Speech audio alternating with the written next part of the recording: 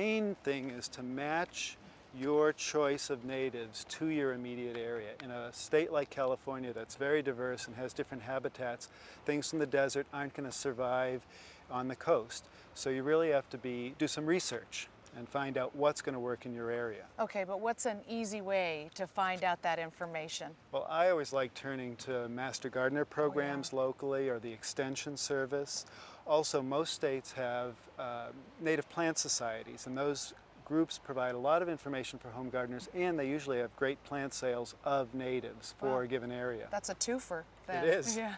All right, and if they're lucky enough to live next to a botanical garden like yours, it's just fabulous. Thanks, Chris. Sure. There are lots of improvements being made here at the Botanical Garden, and when they come to see the natives, Nancy Swearingen ends up showing most of the guests around. You've been a docent here since 1984. That's right. Wow, what started your interest in natives specifically?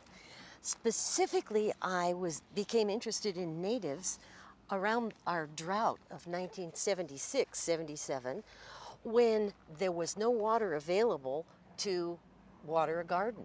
And it was necessary to discover plants that had very low water requirements. So in all the tours that you give, Nancy, what's the most often asked question you get? I wouldn't call it exactly a question, but a remark in this area would be, gee, we didn't know natives were so beautiful.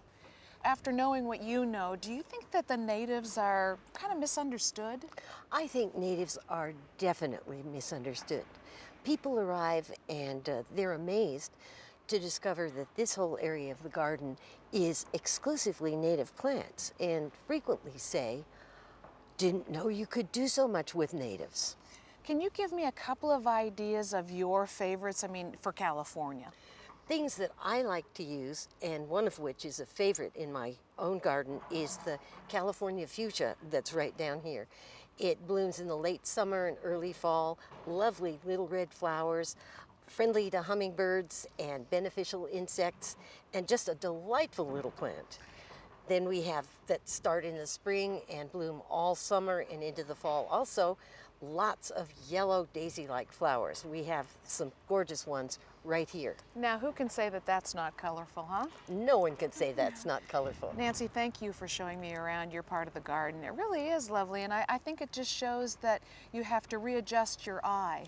Absolutely. It's a different and new aesthetic. Fun talking to you, Anne.